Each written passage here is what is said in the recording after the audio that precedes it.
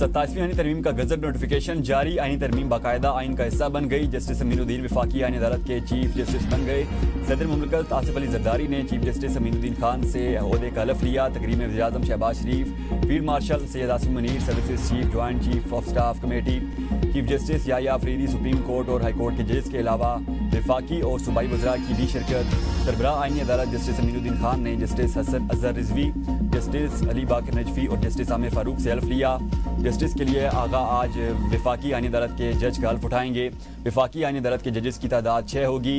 Islamabad high court के 5 जजेस justice Mohsin Akhtar Kiyani, justice Tariq Mahmood Jahangiri, justice Babar Sattar, justice Sardar Ejaz Ishaq और जस्टिस समन रिफत ने आईनी अदालत के जजेस की हल्फ बर्दारी की तकरीब में शिरकत नहीं की।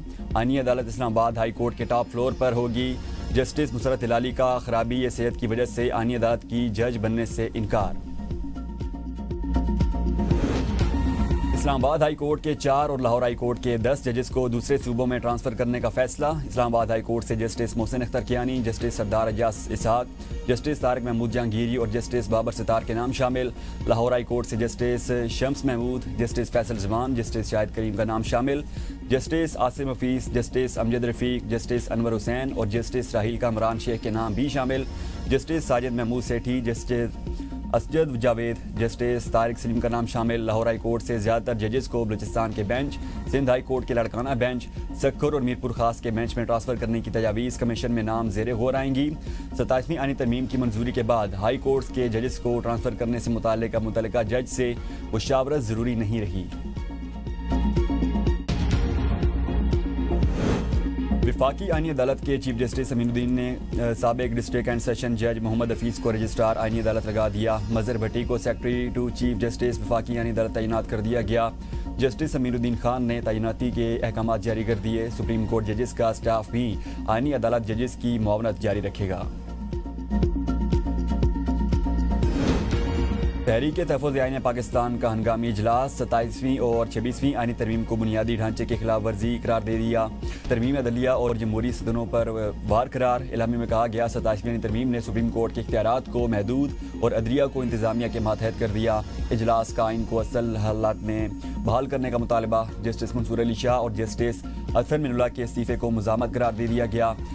तरमीम मंजूरी के खिलाफ पीर के रोज़ अरकान कौमी असम्बली और सेनेट का पार्लियामेंट से सुप्रीम कोर्ट तक वाक होगा। खैबर पख्तूनख्वा असम्बली में तरमीम के खिलाफ करारदाद पेश की जाएगी। अरकान पंजाब असम्बली पीर के रोज़ पंजाब असम्बली से लाहौर हाई कोर्ट तक मार्च करेंगे। लाहौर में वकला एहतजाज में भरपूर शिरकत की जाएगी। अगले जुमे को मुल्क भर में योम स्याह मनाया जाएगा। इजलास में खैबर पख्तूनख्वा अमर जिरगे के एलामिया की मुकम्मल हिमायत का ऐलान। बानी PTI बुशरा बीबी, PTI की आदत और कारकुनान की रिहाई का मुतालबा किया गया।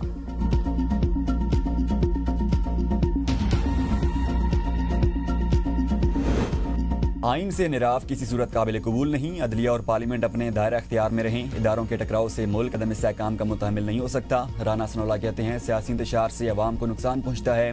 दोनों मुस्ताफ़ी जजेस ने जो बयान दिए उसमें कोई दलील नहीं। बयान सियासी और ज़ाती एजेंडे पर मबनी हैं। जजेस की ट्रांसफ़र का इख्तियार सिर्फ अदलिया के पास होगा। ट्रांसफ़र में एग्जेक्टिव, वज़ीर-ए-आज़म, सदर या काबीना का कोई अमल दखल नहीं होगा। पिछले 10 बरसों में सुप्रीम कोर्ट के फैसलों ने हुकूमतें चलने नहीं दी। अदलिया ने 62(1)(f) बहाल करके पार्लियामेंट के फैसले कलम किए। जजेस के सुओ मोटो से बारहा हुकूमती उमूर मुतासिर हुए। सुप्रीम कोर्ट को आम शहरियों को इंसाफ देने पर फोकस करना चाहिए। फितनल ख़वारिज अफगानिस्तान में मौजूद हैं और उन्हें हिंदुस्तान की हिमायत हासिल है। दहशतगर्दों के साथ मुज़ाकरात का कोई इम्कान नहीं। दहशतगर्दी का खात्मा रियासत की जिम्मेदारी है।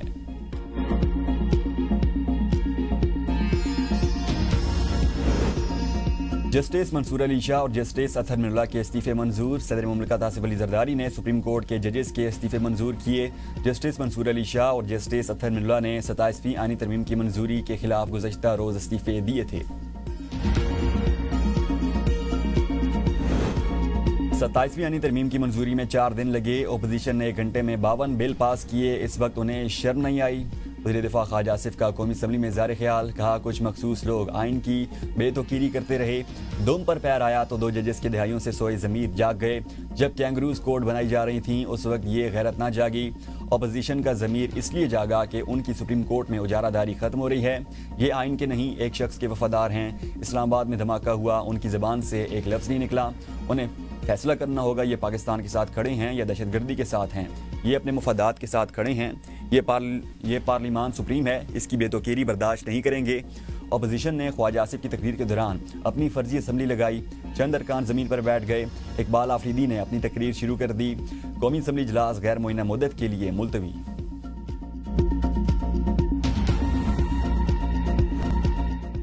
पाकिस्तानी बल्लेबाजों का शानदार खेल, श्रीलंका को दूसरे वनडे में 8 विकेटों से शिकस्त। पाकिस्तान ने सीरीज भी जीत ली। बाबर आजम की शानदार सेंचुरी, नाकाबिल शिकस्त 102 रन बनाए। रिजवान भी 51 रन बनाकर नॉट आउट रहे। पाकिस्तान ने 289 रन का हदफ बासानी 2 विकेट्स पर हासिल किया। फखर जमान ने 78 रन की उम्दा इनिंग्स खेली। ओपनर्स ने 71 रन का आगाज दिया। साइम अयूब ने 33 रन बनाए। श्रीलंका ने पहले खेलते हुए 8 विकेट्स पर 288 रन बनाए। इब्रार अहमद और हारिस रऊफ की 3-3 विकेट। पाकिस्तान क्रिकेट टीम के स्टार बैटर बाबर आजम ने लेजेंड ओपनर सईद अनवर का रिकॉर्ड बराबर कर दिया। श्रीलंका के खिलाफ रावलपिंडी क्रिकेट स्टेडियम पर खेले गए मैच में बाबर आजम ने एक रोज़ा क्रिकेट में अपनी 20वीं सेंचुरी स्कोर की और सईद अनवर का रिकॉर्ड बराबर कर दिया। बाबर आजम ने 807 दिन बाद सेंचुरी स्कोर की। बाबर आजम ने 10 साल के दौरान 138 मैचेस की, 135 इनिंग्स खेली और 20 सेंचुरियां और 37 निस सेंचुरियां स्कोर की। सईद अनवर ने 14 साल वनडे कैरियर के दौरान 243 मैचेस की, 244 इनिंग्स खेली और 20 सेंचुरियां और 43 निस सेंचुरियां बनाई।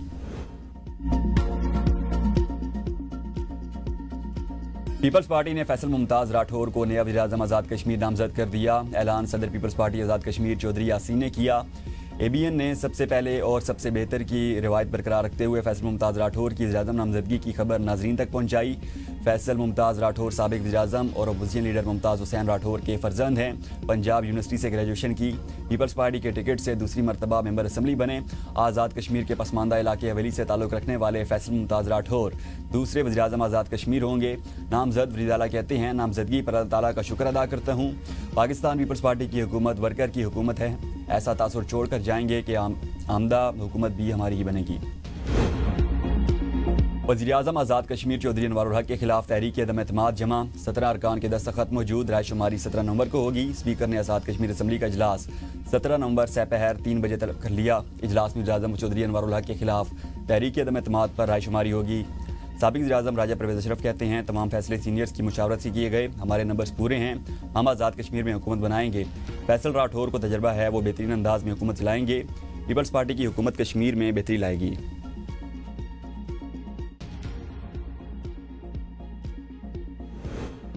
वज़ीर-ए-आज़म शहबाज शरीफ से वफाकी वज़ीर बराए सकाफ़त और कौमी विरसा औरंगज़ेब कुछ भी मुलाकात की।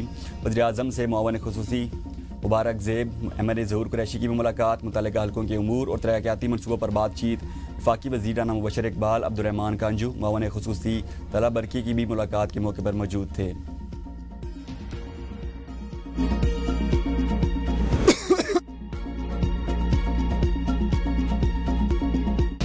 पेशावर हाई कोर्ट ने सियासी सरगर्मियों में सरकारी वसाइल का इस्तेमाल रोकने का हुक्म दे दिया। सरकारी वसाइल का सियासी मकासद के लिए इस्तेमाल अवामी एतमाद से गद्दारी है।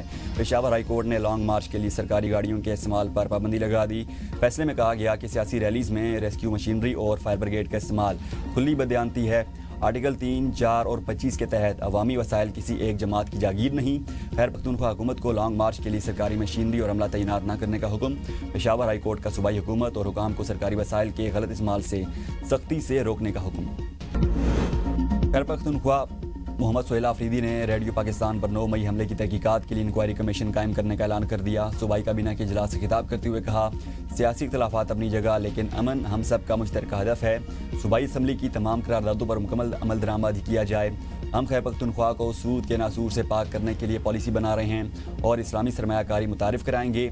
मज़ीद कहा, 4.5 करोड़ आवाम के मुंतखब वज़ीर-ए-आला को अपने बानी चेयरमैन से मुलाकात की इजाज़त नहीं दी जा रही। बानी चेयरमैन और उनकी अहलिया को अपने ज़ाती मुआलिज से मुलाकात की इजाज़त भी नहीं दी जा रही।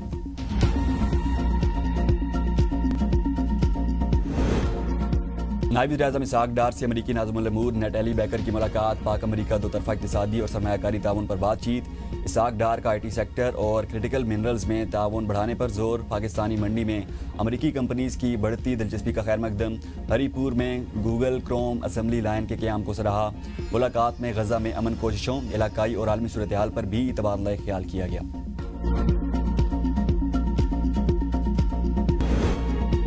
फील्ड मार्शल आसिम मुनीर से ताजिकिस्तान के वज़ीर दिफा की मुलाकात। दोनों ममालिक का अस्करी ताउन, इंसदाद दहशतगर्दी की तरबियत और इलाकाई सलामती के शोबों में ताउन बढ़ाने पर इतफाक। मुलाकात में दो तरफा दिफाई ताउन पर भी गुफ्तगू हुई। ताजिक वज़ीर दिफा ने पाक फ़ौज की पेशा वराना महारत को सराहा। इलाकाई सलामती और अमन के लिए पाक फ़ौज के किरदार की भी तारीफ। फील्ड मार्शल ने ताजिकिस्तान के साथ दिफाई और अस्करी ताल्लुकात के फ़रोग़ के अज़म का इजहार किया।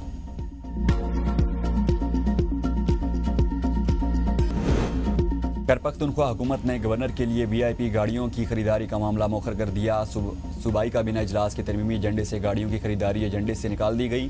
गवर्नर सेक्रेटेरिएट की जानिब से VIP गाड़ियों की खरीदारी की सिफारिश की गई थी। सोशल मीडिया पर गवर्नर के लिए VIP गाड़ियों की खरीदारी पर तनकीद के बाद सूबाई हुकूमत की जानिब से खरीदारी का मामला एजेंडे से निकाल दिया गया।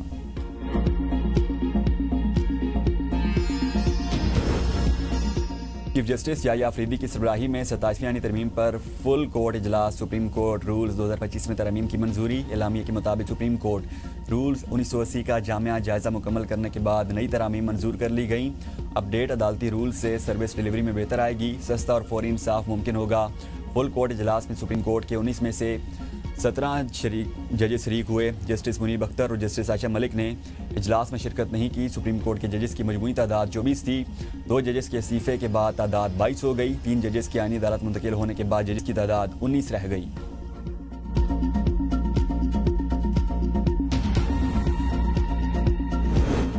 अभी कुछ इस्तीफे और आएंगे। ये खैंचा तानी और तकसीम चीफ जस्टिस बनने के लिए है। स्पीकर पंजाब असम्बली मलिक अहमद खान का तकरीब से खिताब। कहा, अदालती फैसलों से पार्लियामेंट के इख्तियारात को महदूद किया गया। पार्लियामेंट अपने हुकूक की बात करते हुए भी डरती थी। आईनी अदालत बहुत ज़रूरी है। तैनाती कैसे होगी, हाई कोर्ट कैसे बनेगा, ये इख्तियार पार्लियामान के पास होना चाहिए।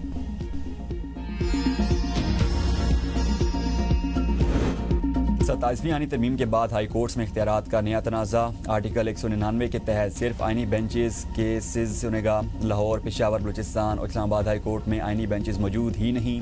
आर्टिकल 199 की रेट पिटीशंस कौन सुनेगा, कन्फ्यूजन बरकरार। आर्टिकल 202A में कहा गया है कि आर्टिकल 199 के तहत सिर्फ आईनी बेंच केस सुनेगा। तरमीम पास होने के बाद दायर होने वाली रेट पिटीशन कौन सुनेगा, रजिस्ट्रार ऑफिस ने सर जोड़ लिए। खिलाफ आइन असम्बली तहलील करने वालों को पार्लियामेंट की बालादस्ती हजम नहीं हो रही। समोसे पकौड़ों पर सुओ मोटो लेने का बाब हमेशा के लिए बंद हो गया। वज़ीर इत्तलात पंजाब उस्मा बुखारी का बयान। कहा कि तमाम इदारे आइन के ताबे हैं और पार्लियामान सुप्रीम है, यही सिविलियन बालादस्ती है। एक रात में 50 बिल पास करने वालों को आइनी तरमीम पर एतराज़ है। जनरल आसिम मुनीर की क़यादत में पाक फ़ौज ने 10 मई को तारीख रकम की। वज़ीर आला पंजाब मरीम नवाज़ COP30 कॉन्फ्रेंस में शिरकत के बाद लंदन पहुंच गईं। उन्होंने 5 दिन ब्राज़ील में क़याम किया। COP30 कॉन्फ्रेंस में शिरकत से 7 अहम मुलाकातें भी की। मरीम नवाज़ एक दिन लंदन में क़याम के बाद वापस पाकिस्तान रवाना होंगी।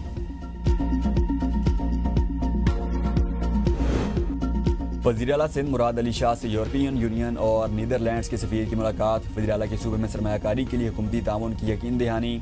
कहा, डच फर्म सिंध में कैटल फार्मिंग और डेयरी प्रोडक्ट्स के सेक्टर में आगे आएँ।